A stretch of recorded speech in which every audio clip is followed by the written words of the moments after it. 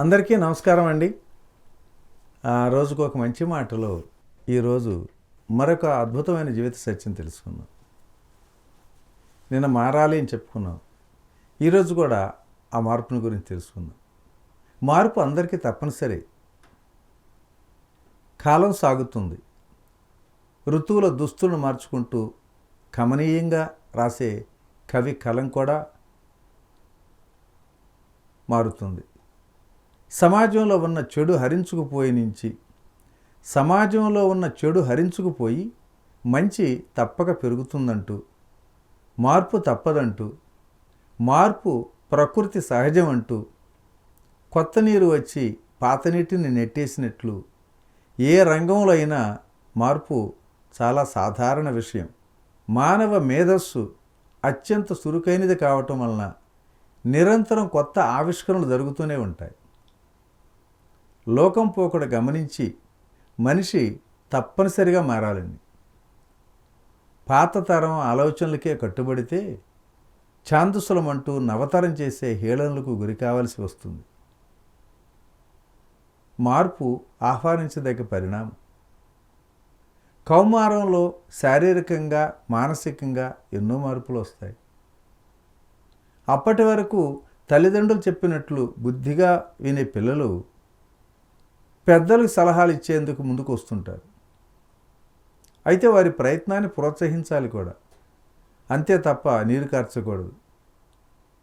మొదట్లో వారి సూచనలు ఉపయుక్తం అనిపించకపోయినా పెద్దలు ఓపికతో గనక మంచి చెడులు వివరించి చెప్పగలగాలి. అప్పుడే వారి బుద్ధి వికాసం జరుగుతూనే ఉంటుంది. ముందు ముందు వాళ్లే పెద్దల కన్నా గొప్ప తెలివితేటలు ప్రదర్శిస్తారు. ఆలోచనల్లో నూతనత్వం మార్పునకు అంతర్యామి స్వాగతం పలుకుతుంది. గణన యంత్రం అంటే కంప్యూటర్ మొదటి దశలో గది పరిణామంతో ఉంటే నేడు ఒడిలో ఇమిడిపోయేంత కుదింపు రూపాన్ని పొందింది కదా. ప్రపంచంలో అన్ని విధాల అనుసంధానమై ఉండటానికే సాంకేతిక రంగంలో వచ్చిన ఈ మార్పు ఎంతగానో దోహదపడింది. కంప్యూటర్కి ఇంకో సూక్ష్మ రూపం అని చెప్పుకోదగింది మన సెల్ ఫోన్. తన రాక ప్రపంచ చరిత్రలో పెను మార్పు కూడా. అరచేతిలో ఒదిగిపోయే ఈ సెల్ ఫోన్ ద్వారా అధునాతన విషయాలతో పాటు ఆధ్యాత్మిక సంబంధమైన విశేషాలను కూడా సైతం పదుగురితో పంచుకోవటానికి అవకాశం దక్కుతుంది.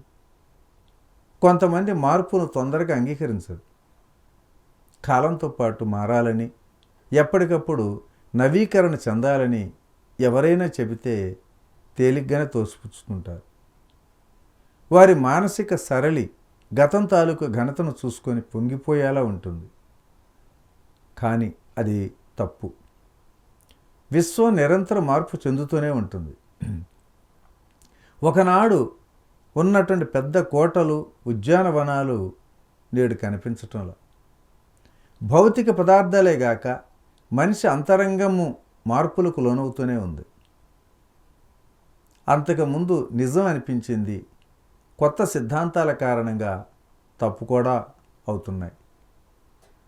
పురాతన గ్రంథాల్లో భూకేంద్రిక సిద్ధాంతం ప్రకారమే కథలు ఉండేవి.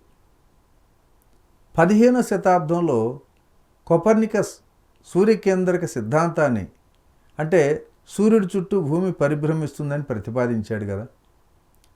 అతడి ప్రతిపాదన ధర్మిలా మరి ప్రపంచ మేధావులు, పండితులు కూడా తమ అభిప్రాయాలను మార్చుకున్నారు. సృష్టి ప్రతి అంశంలోనూ ఏదో ఒకనాడు మార్పు తప్పనిసరి అవుతుంది. ఆ ఎరుక కలిగి ఉండి మార్పును ఆహ్వానించక తప్పదు. అలాగే భారతదేశం అనేక రంగాలలో అభివృద్ధి సాధించిన విధంగానే ఆధ్యాత్మిక రంగంలో కూడా మహోన్నతంగా ఎదుగుతుంది. అయితే కొంతమంది ఆధ్యాత్మిక జీవనానికి అర్థం, కామం ఆటంకం కలిగిస్తాయని అంటారు. కామం అంటే కోరిక. మనిషి కోరికల పుట్టలాంటివాడు. గొంతెమ్మ కోరికలు కోరుతూనే ఉంటాడు. మానవుడు ధర్మబద్ధంగా ధనం సంపాదించాలి. ధర్మం కొరకే కామం ఉపయోగించాలి. అప్పుడే ఎటువంటి కీడు కూడా కలగదు. ధర్మం అంటే సచ్చీలం మనస వాచ కర్మణ ఏ జీవికి హాని కలిగించరాదు. అర్థం అంటే ధనం. మనిషి జీవించటానికి ధనం కావాలి, కానీ జీవించటానికి ఎంత ధనం కావాలో అంతే అవసరం. ఎక్కువ తక్కువ ఉన్నా అది ప్రమాదహేతువుగానే మారుతుంది. ఈ వ్యత్యాసం దుర్గుణాలకే దారితీస్తుంది, ఆధ్యాత్మిక ఆనందాన్ని హరించేస్తుంది. మరి ఈ సత్యం తెలియాలంటే ధ్యానం చేయాలి. ధ్యానం చేస్తే జ్ఞానం వస్తుంది. ఏది సత్యము ఏది అసత్యము అప్పుడే అవగతం అవుతుంది మిత్రులారా. ఓకే ఫ్రెండ్స్, మరి ఈరోజు మంచి మాటను ఇంతటితో ముగించుకుందాం. రేపటి రోజుని మరొక జీవిత సత్యం ద్వారా కలుసుకుందాం. Okay, thank you. ఇట్లా మీ రామిరెడ్డి, మానస సరోవరం. మీరు ధ్యాన జ్ఞాన ప్రచారం చేయాలనుకుంటే లక్షలాది మంది ఆదరిస్తున్న PMC ఛానల్తో భాగస్వాములు కండి. The PMC trust, Google pay, phone pay number 8977009932.